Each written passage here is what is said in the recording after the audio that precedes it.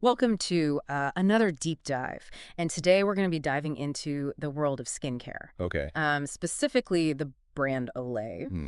And we're working off of a Harvard Business School case study that really takes a deep look at this brand, Cool.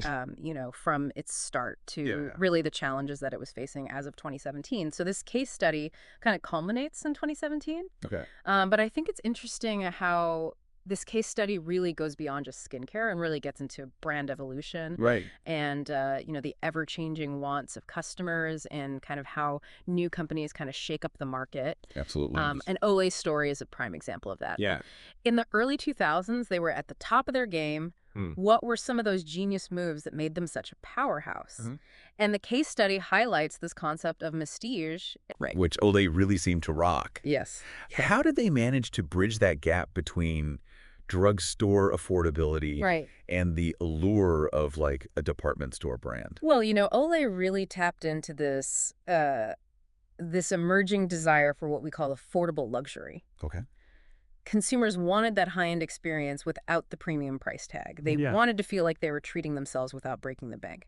And Olay's prestige approach really offered these superior products while remaining accessible, Okay. which is a brilliant move. And it worked. I mean, those Olay daily facials, Right. talk about a game changer, like a mini spa treatment in your own home. Absolutely. Ingenious. They were revolutionary. I mean, they capitalized on this growing trend of at-home pampering. Yeah. It was all about making everyday skincare routines feel a little more luxurious. And consumers loved it.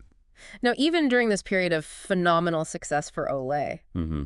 were there any early indicators, like hints at the challenges that were to come? Hmm.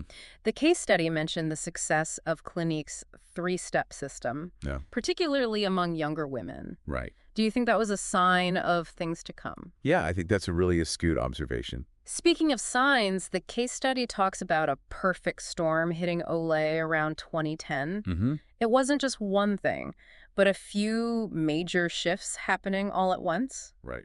What were the biggest factors at play here? Well, you have the millennial generation coming of age, Okay. and they were interested in skincare, Yeah. but they weren't necessarily buying into the anti-aging message, at least not in the way that it was being presented by brands like Olay. Interesting. Why do you think that message fell flat with millennials? That's a great question. Yeah. I think it reflects a larger cultural shift that we were seeing, Yep. particularly among younger generations. Mm-hmm. The focus was shifting towards self-acceptance, Okay. embracing individuality, Yeah. celebrating natural beauty at any age, Right. and the traditional language of anti-aging, with Yeah. its emphasis on erasing wrinkles and imperfections, Right. may have felt out of touch with these evolving values. That makes a lot of sense. It's about feeling confident in your own skin no matter your age. Exactly. And it wasn't just a shift in values, was it? Right. The competition was heating up.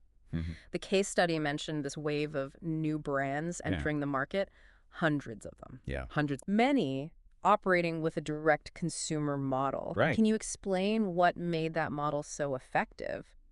Well, these new direct-to-consumer brands, or DTC brands as they're often called, Yep. had a significant advantage by selling directly to consumers online. Mm-hmm. They were able to cut out the middleman, Oh, the traditional retailers, right. and build these direct relationships with their customers. So it's cutting out the middleman. Exactly. And this gave them access to valuable data Okay. and insights into consumer preferences, Yeah. allowing them to tailor their products, Right. their messaging, their marketing strategies with laser-like precision. It's like they had their fingers on the pulse of what their customers wanted, literally in real time. Yes. And many of these DTC brands were founded by millennials themselves. Yeah. So they had this inherent understanding of their target audience. Yeah, they were speaking the same language, Right. sharing the same values, Mhm. engaging with consumers on social media in a way that felt very authentic and relatable. Absolutely. It was a stark contrast to the traditional, often impersonal approach of these more established brands like Olay. And to add to those challenges, Olay was facing pressure from another front, weren't they? They were. The big retailers like Walmart Right. were feeling the heat from these emerging brands Mhm. and changing consumer behaviors. Hmm. What did that mean for a brand like Olay that relied so heavily on those retail partnerships? That's a great question, because as retailers like Walmart saw the success of these specialty stores and these online brands, Yeah. they started demanding more from their suppliers. They wanted brands to bring something new and exciting to the table, Okay. to differentiate themselves in this crowded market. Right. And this put a lot of pressure on brands like Olay Mm-hmm. to innovate, to stay ahead of the curve, and to justify their shelf space. It Yeah. was a very competitive landscape. So it sounds like Olay was caught in a bind. Their old playbook wasn't working as well, Right. and they were facing pressure from all sides. Yeah, from all different directions. The case study mentions their attempts to adapt, Okay. particularly with the launch of their Fresh Effects line, Okay. which seemed to be aimed directly at younger consumers. Right. Did that strategy work? So it seems like their heart was in the right place, but the Fresh Effects line didn't quite gain the traction they were hoping for. Right. What do you think contributed to that? Well, launching a separate line for a younger demographic Yeah. kind of further fragmented Olay's brand identity. Okay. It's like they were trying to be two different things at once. Yeah. And that can be confusing for consumers. Right. Plus, the products themselves didn't necessarily stand out from the Right. growing crowd of competitors. Yeah, it's a classic case of struggling to be everything to everyone and Yeah. ending up resonating with no one. Right. So by 2017, as this case study details, Yeah. Olay was at a crossroads. Mm-hmm. Their core customers were aging. Right. Millennials seemed wary, Yeah. and the market was more crowded than ever. Mm-hmm. What were their options at that point? Well, Olay faced a critical decision Yeah. with really significant implications. One option was to double down on their loyal 35 and older customer base, Okay. leveraging their well-established brand equity Yeah. and really focusing on their strength in anti-aging formulations. Okay. The case study highlights a really interesting example. Olay's Regenerist Micro-Sculpting Cream. Right. This product actually outperformed prestige brands, Wow. costing 4 times as much in independent testing.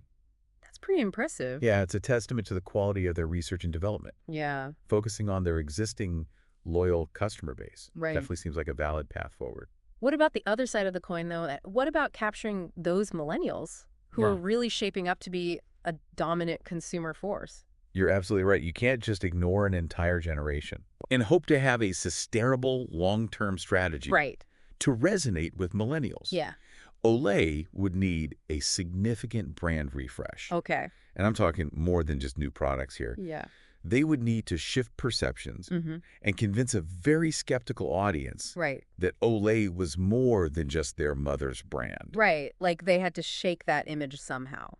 Exactly. And this might involve embracing a new marketing language, Okay. partnering with influencers who resonate with younger consumers, Yeah. and really showcasing a deeper understanding of millennial values. It's a high-stakes balancing act, isn't it? It is. Stay the course and risk being seen as out of touch. Yeah, Or reinvent yourself and risk alienating your loyal base. precisely. And this dilemma Yeah. isn't unique to Olay.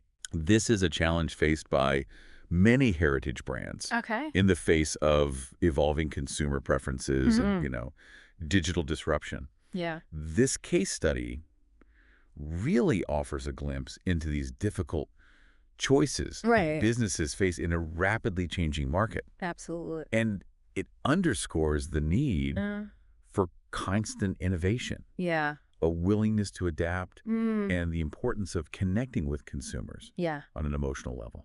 It's interesting how these business case studies can really kind of teach us, Absolutely. even if we're not, business students per se, just Uh-huh. about these different companies and Yeah, these are stories that resonate. and how they've had to evolve and, like you said, constantly innovate to stay ahead of the curve. Mm-hmm. Well, this has been a fascinating deep dive into Olay's journey, and I think it really highlights It does. the complex interplay of brand perception, Yeah, consumer behavior, and market forces. it really does. And it seems like, they're still kind of figuring things out. They are. This is an ongoing story. Yeah, it'll be interesting to see what happens. Yeah, how it unfolds. Well, thanks for joining me on this deep dive. It's been a pleasure. It's been a pleasure being here. And yeah, until next time.